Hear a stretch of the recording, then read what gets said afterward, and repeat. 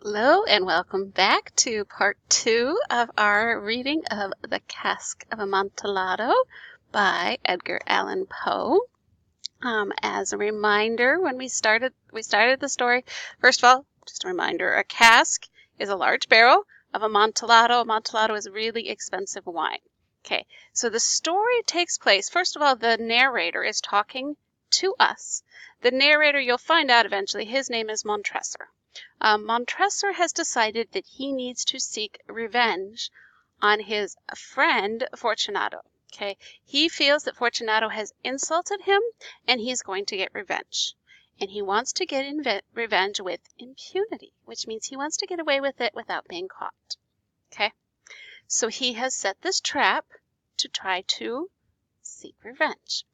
And what he does, basically, he tells his friend, that he has bought this big barrel of expensive wine. But after he bought it, he realized, maybe it's not really this expensive wine. Maybe I've been tricked. Maybe somebody sold me cheap wine at the expensive wine price. So he tries to convince his friend.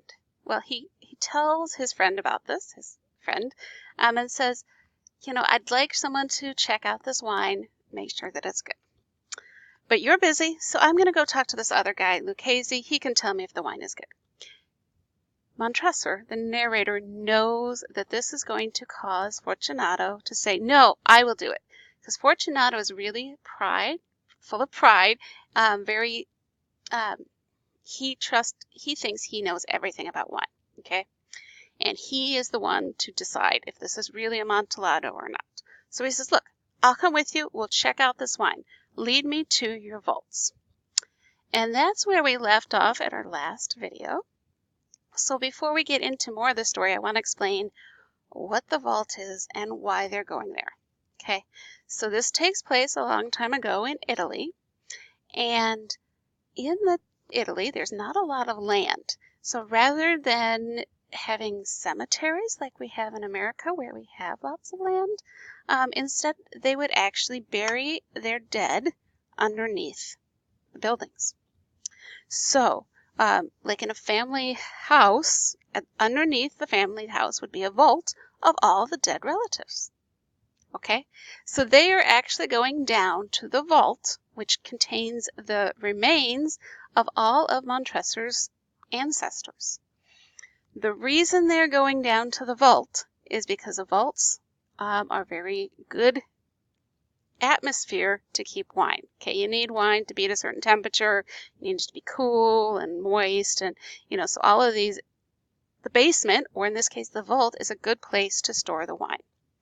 So they're going to go down into the vaults in order to check out this wine so that Fortunato can decide if it really is Amontillado or not. Okay, so that's where we're at. Okay, so thus speaking, Fortunato possessed himself of my arm.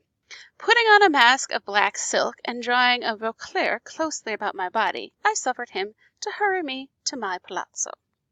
So the narrator's dressed all in black with a black mask, and okay, let's go to my palazzo, which is my home. There were no attendants at home. They had absconded to make merry in honor of the time. Remember, this is during the festival. Everyone's out having a good party, okay? I had told them that I should not return until morning, and had given them explicit orders not to stir from the house. These orders were sufficient, I well knew, to ensure their immediate disappearance, one and all, as soon as my back was turned. Okay, so he told all of his servants, look, I'm leaving the house. There's this big carnival going on. I'm going to be out of the house. You guys stay here. Whatever you do, do not leave, okay? But I'm not going to be here to check to make sure that you stay. I won't be here till tomorrow, but I want you to stay. So just like if parents say, we're going away for the weekend, I hope you're going to behave well while we're gone. Yeah, his servants were like, oh, he's gone. He's not going to know. Let's go out to the carnival. Let's go have fun. He knew that. He purposely said that to get them out of the house because he wants to be alone in the house with his friend Fortunato. So think about that. I took from their sconce 2 flambeaux. Flambeau is a torch, so we've got 2 torches. We each have a torch, right, to go down into the vaults. And giving one to Fortunato, bowed him through several suites of rooms to the archway that led into the vaults. I passed down a long and winding staircase, requesting him to be cautious as he followed. We came at length to the foot of the descendant, and stood together on the damp ground of the catacombs of the Montresors. Catacombs is another word for the vaults. Again, it is the underground burial ground, and it's not like they're buried underneath the ground. Generally, they're just put on a shelf, so to speak, so there's going to be skeletons lying around in a vault, okay? That's just how it is. So I want you to be able to visualize this, right? Okay? The gait of my friend was unsteady, and the bells upon his cap jiggled as he strode. The pipe, he said? So again, the cask, this big barrel, where is it? Oh, it's further on, I say. But observe the white webwork which gleams on these cavern walls. He turned towards me and looked into my eyes with 2 filmy orbs that distilled the rheum of intoxication. Distilled the rheum of intoxication. In other words, he looked at me kind of a blank expression because he was very drunk. Okay, that's just a fancy way of saying that.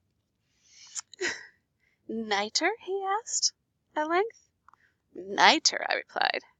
How long have you had that cough?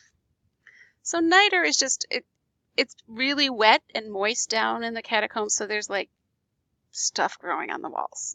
And so he's pointing out, look, there's stuff on the walls that's really wet down here, and you're coughing. It's probably not a good place for you to be. You should really probably not come down to the catacombs. Ugh. My poor friend found it impossible to reply for many minutes. It is nothing, he said at last. Come, I said with decision, we will go back. Your health is precious. You are rich, respected, admired, beloved. You are happy, as once I was. You are a man to be missed. For me, it is no matter. We will go back. You will be ill, and I cannot be responsible. So he's saying, you're sick. Let's turn around. Never mind. Forget this. I don't want to be responsible for getting you more sick by coming down here. Besides, there is Lucchese. So he's like, let's go back. After all, I can always, talk to this other person, Lucchese. Again, he brings that up on purpose to draw Fortunato in. Because he's like, oh, wait, no, I'm the one you want, not Lucchese. I'm the good one. Okay? Think it's going to work? Enough, he said. The cough is a mere nothing. It will not kill me. I shall not die of a cough. True, I replied. And indeed, I had no intention of alarming you unnecessarily. But you should use all proper caution. A draught of this Modoc will help defend us against the damps. Here I knocked off the neck of a bottle, which I drew from a long row of fellows that lay upon the mould. Drink, I said, presenting him with the wine. So, here, have a drink of wine. There we go. This will help. He raised it to his lips with a leer. He paused and nodded to me familiarly, while his bells jingled. I drink, he said, to the buried reposed around us. So I'm going to make a toast to all the dead around us, right? And I to your long life. Our narrator, Montresor, says this. He says, my dear friend Fortunato, I am going to toast to your long life. Keep in mind what we know that Fortunato doesn't know. What is the narrator planning to do? He is seeking revenge, right? And specifically, he is looking forward to his immolation, which is his total destruction. Is Fortunato going to have a long life? We shall find out. He again took my arm, and we proceeded. These vaults, he said, are extensive. The Montresors, I replied, are a great and numerous family. I forget your arms. So what is your coat of arms? Like, family, like shields, basically. A huge human foot, Dior, in a field of azure. The foot crushes a serpent rampant with fangs, whose fangs are embedded in the heel. And the motto? Nemo me impresse. Okay, I can't say it. It's Latin. The Latin, it stands for no one attacks me with impunity. So that is the motto of our narrator's family. Their family motto is no one can attack me without paying the punishment. And what is he doing right now? He's working on punishing Fortunato for attacking him. Oh, good, he said. The wine sparkled in his eyes, and the bells jingled. My own fancy grew warm with the Medoc. We had passed through walls of piled bones, with casks and paunches intermingling, into the innermost recesses of the catacombs. I paused again, and this time I made bold to seize Fortunato by the arm above the elbow. The nitre, I said. See, it increases. It hangs like moss upon the vaults. We are below the river's bed. The drops of moisture tingle among the bones. Come, we will go back ere it's too late. Your cough. So he's trying again. Let's go back, right? I don't want you to get sick. You're already coughing. Let's just go back. Forget it. It is nothing, he said. Let us go. But first, another draught of the Medoc? Okay. So, again, the narrator's saying, let's go back. But he doesn't really want to go back, right? He is trying to get Fortunato to come down into the vaults.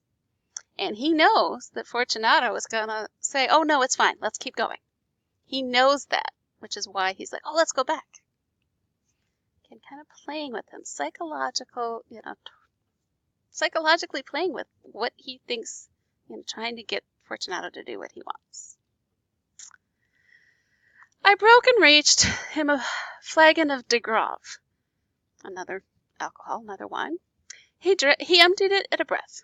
His eyes flashed with fierce light. He laughed and threw the bottle upwards in a gesticulation that I didn't understand. So he drank the wine and made this weird gesture, okay? I looked at him in surprise. He repeated the movement, a grotesque one. You do not comprehend, he said. Not I replied. Then you are not of the Brotherhood. How? You are not of the Masons. Okay, so a Mason, there's kind of two different meanings. A Mason might be somebody who actually is a bricklayer, lays bricks and, builds buildings out of bricks. Okay, that's an actual Mason. But there's also, you may or may not know, a secret organization called the Masons. Okay, some people say it's tied to the Illuminati. I don't know. But the secret organization of Masons, this guy, Fortunato, is one of the Masons. And what he has done is basically a secret handshake to see if the narrator is also a Mason. The narrator obviously isn't, because he doesn't understand what he's doing. And so Fortunato says, oh, well, you are not a Mason. Yes, I said. Yes. You? Impossible. A Mason? A Mason, I replied. A sign, he said. A sign!